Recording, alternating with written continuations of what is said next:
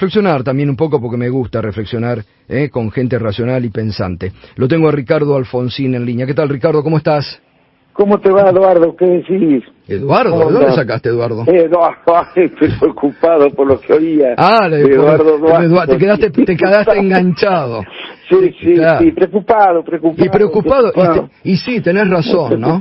Muy preocupado por... Mira, yo quiero decir algo, ¿no? Ya que mencioné al expresidente.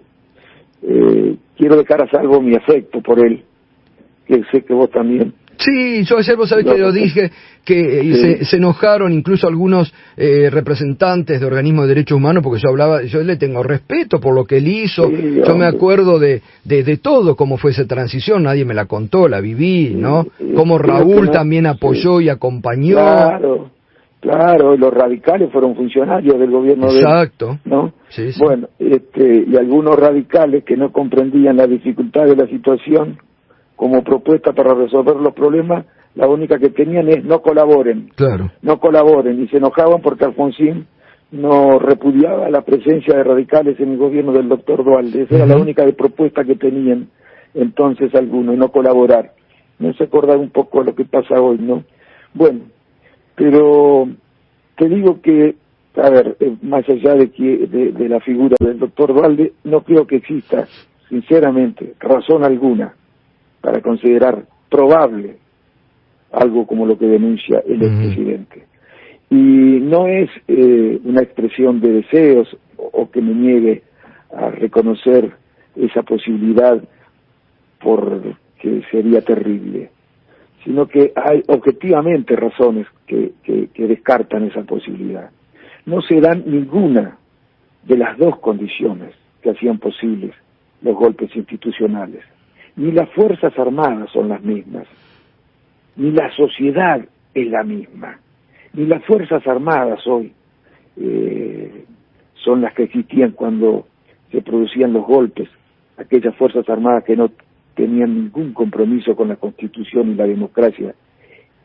Y la sociedad también es otra, porque en aquellos tiempos hubieran sido imposibles los golpes militares si no hubieran existido sociedades que avalaban esos golpes militares y que no tenían un fuerte compromiso con la democracia.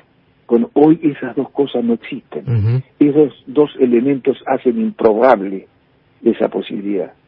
Lo que no quiere decir que no haya grupos minoritarios en la Argentina, que los vemos operar todos los días, pero con incapacidad de producir hechos como los que denuncia el expresidente Duhalde.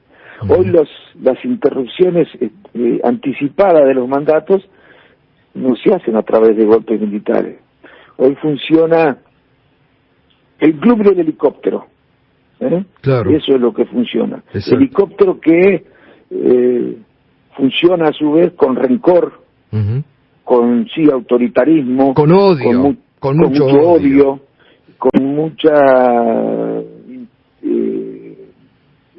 intolerancia respecto del diferente, del que piensa de manera distinta, con personas lo integran que creen que los gobiernos no son democráticos si no aplican políticas neoliberales, si en el marco de la Constitución y la ley intervienen en el funcionamiento de la economía para dotarla de funcionalidad solidaria, no son gobiernos legítimos, no son gobiernos democráticos. Bueno, y desarrollan toda una prédica que procura poner a la sociedad en contra de las acciones del gobierno para que pueda funcionar con éxito el club del helicóptero. Pero también se van a equivocar en esta ocasión cuando hacen esas cosas. Pero por eso espero, porque algunos del club del helicóptero vimos en las marchas, ¿no? Totalmente, claro. Bueno, claro. Vos viste lo de la horca, sí. Que se vayan ya, sí, lo de va a correr sangre la próxima. Pero además me sorprende, Ricardo, que desde la política algunos dirigentes hablen que se vayan todos. Bueno, se están pegando un tiro en los pies. Eso es lo que digo, pero no, se lo están pegando a los argentinos. Además, además de a ellos, sí, ¿no? Sí, sí. Y si quieren pegárselo a ellos, que se lo peguen, pero no tienen derecho a pegárselo a los demás. Ahora digo, lo que no es admisible, y creo que revela la falta de nivel y de capacidad de cierta dirigencia para comprender cuáles son las dificultades que tenemos y cómo tenemos que enfrentarlas. Lo que digo, revela esta incapacidad de la dirigencia, es que en los partidos políticos democráticos estén aparaguando, avalando, compartiendo escenarios con esas mismas personas que dicen todas las cosas que hemos escuchado en la marcha del 17 de agosto, claro, que agredieron a la prensa, que llevaban carteles que decían hay que fusilar políticos y sindicalistas y se arregla la Argentina, con dirigentes, con personas que decían la próxima vez va a correr sangre y tendrán miedo ustedes de salir a la calle. Los partidos políticos tienen que aislar a esos, claro, minorías autoritarias que existen en la Argentina. Se mezclan con manifestaciones de otras características, y los partidos políticos parece que no dicen nada, no he visto una sola manifestación. Ayer el radicalismo ni una línea sobre esto como partido. Bueno, es lamentable. Yo le escuché al presidente del partido decir que es necesario el diálogo, ¿no es cierto? Me pareció en ese sentido un progreso respecto de las actitudes que tenía antes, pero además de decir que es necesario el diálogo, hay que hacer cosas para que el diálogo sea posible, y andar promoviendo otra vez marchas que además de irresponsables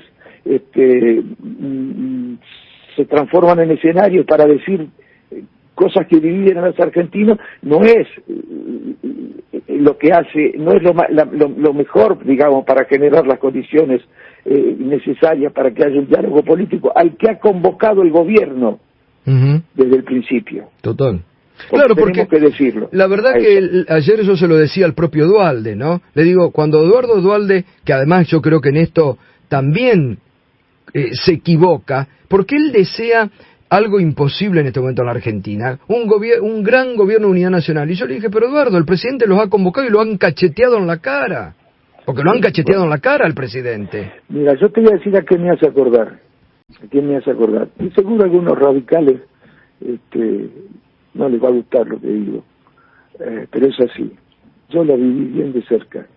A mí me hace acordar lo que está sufriendo el gobierno del presidente Fernández, la incomprensión que sufrió Raúl Alfonsín en la década del 80 por parte de ciertos sectores de la oposición, no de todos, y cuando hablo de oposición no hablo solamente de la más partidaria, no es la más peligrosa, la partidaria, porque la oposición es un concepto que incluye no solamente a los partidos, sino actores económicos, obvio, claro, actores del campo del pensamiento, actores del campo cultural, del campo mediático, sí. Ese conjunto de actores sí que tienen reunidos fuerza como para poder colocar a la sociedad en una proporción importante contra medidas que son las que benefician a la sociedad. Por eso es necesario que los partidos políticos democráticos, como la Unión Cívica Radical,